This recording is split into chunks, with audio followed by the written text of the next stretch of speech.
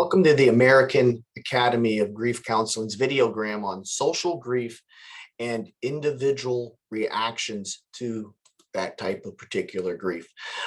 So social losses affect society. It's something that we cannot escape.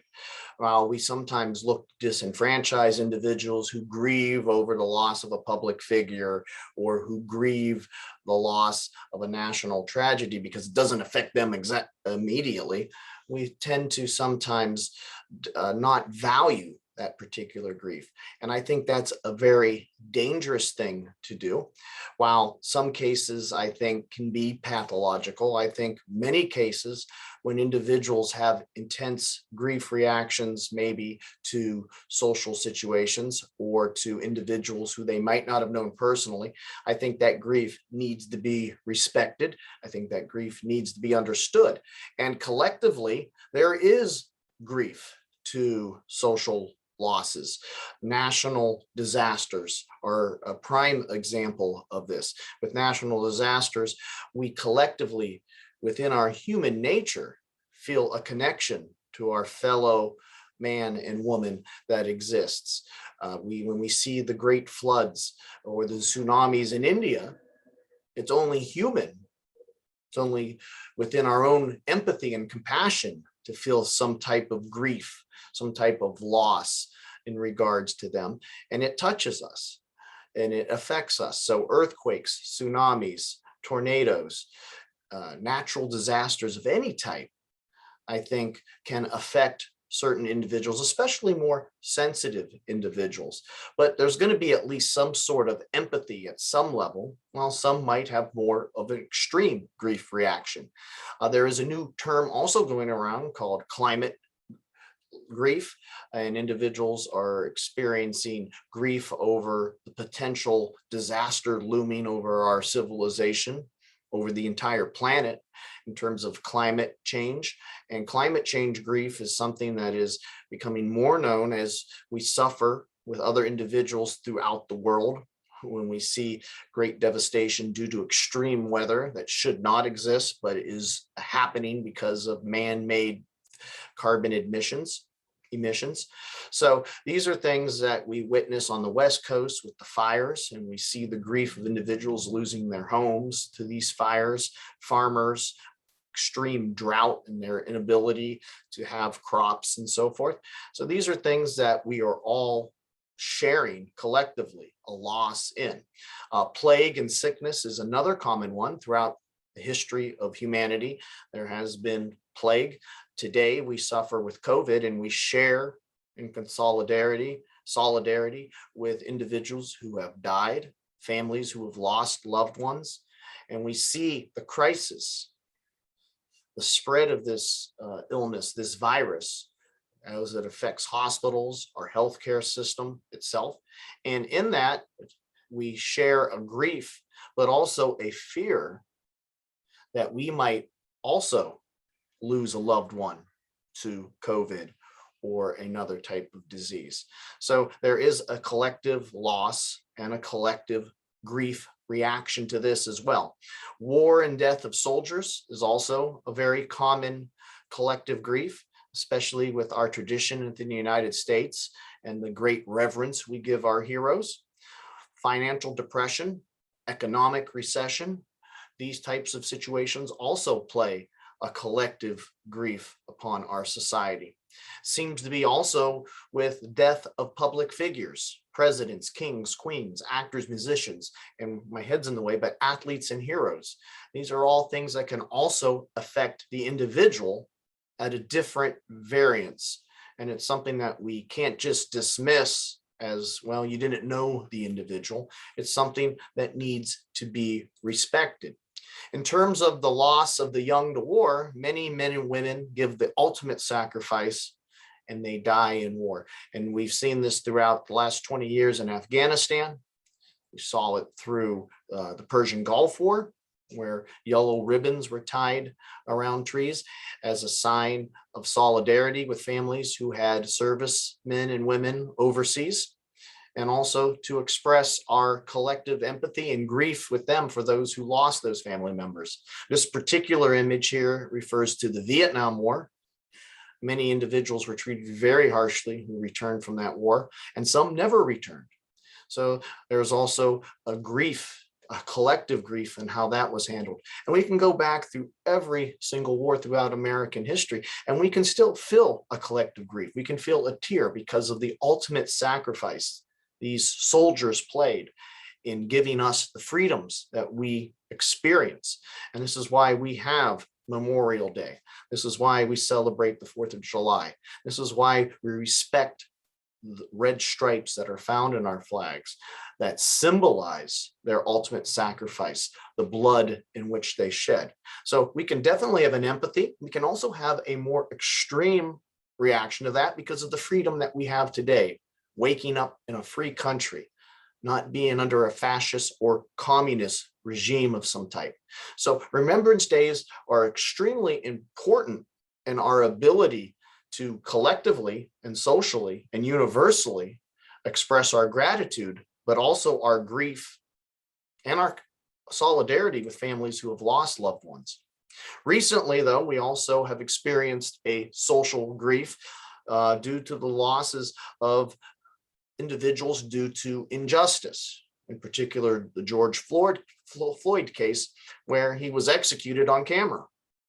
So there are many injustices in the world that we flock to, and rightfully so, where individuals are persecuted or executed or killed, and we in return grieve that. And that grief leads to anger and reform.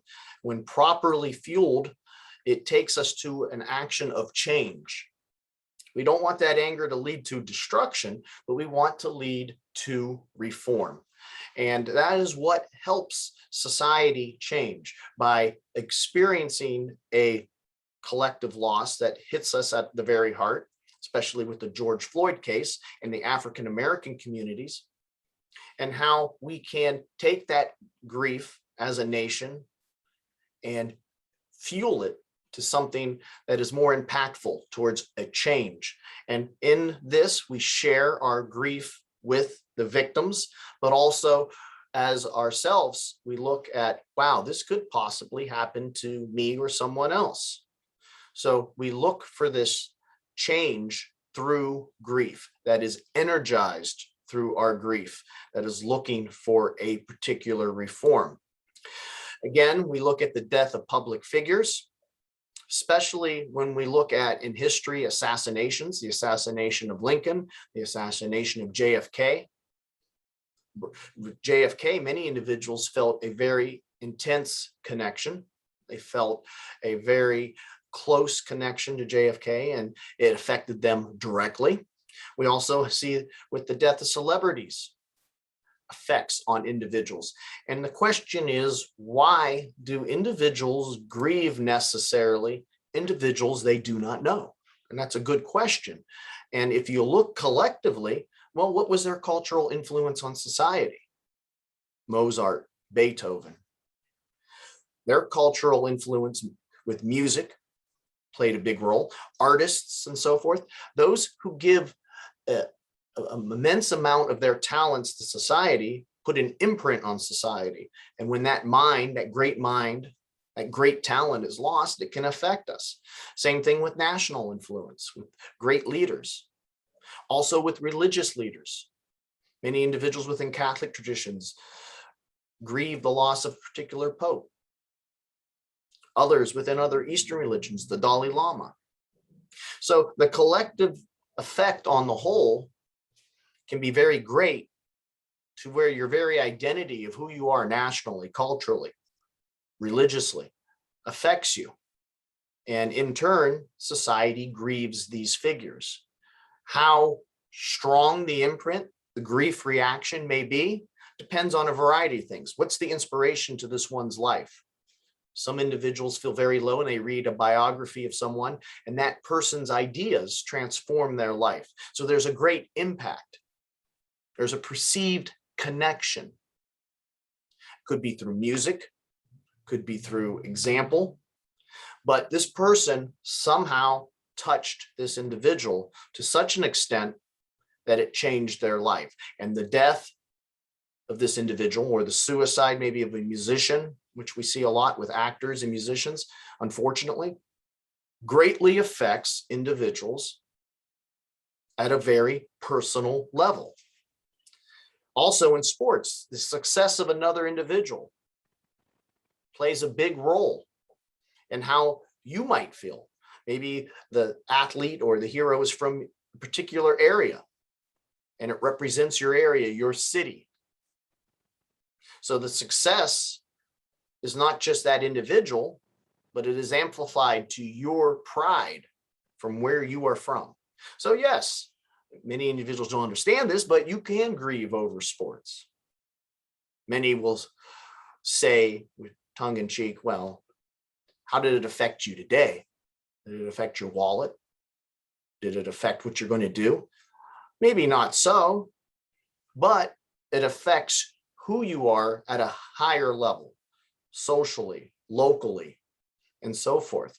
So it's something that can ruin a person's day, can make them sad, and that shouldn't be disenfranchised if a hero or an athlete passes away and the individual experiences a tighter connection because of that. Can it be pathological? Absolutely. And when an individual begins to grieve these figures to such an extent that it's almost like losing a mother or a father or a sibling or a child, then counseling is definitely needed. But we shouldn't dismiss just a grief reaction just because you did not know the individual, whether it's sports, musicians, actors, national leaders, religious leaders. There are connections, and there are collective grief responses and varying individual grief reactions to this particular type of loss. So how is collective grief expressed? Through memorials and holidays. When 9/11 occurred, obviously there was a need to express that grief.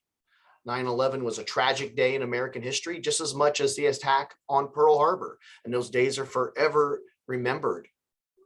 They are so much infringed upon our life itself that we cannot escape it as a society. Collectively, it traumatized us.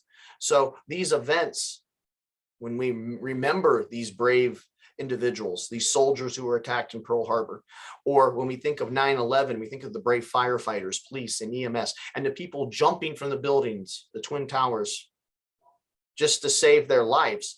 We have memorials for that. And society can come together and remember these days and come to these memorials and express their grief. Granted, those at ground zero have a much more intense grief reaction, and the waves become less and less as you go out with least connection. But still, from a national identity, there is going to be a grief.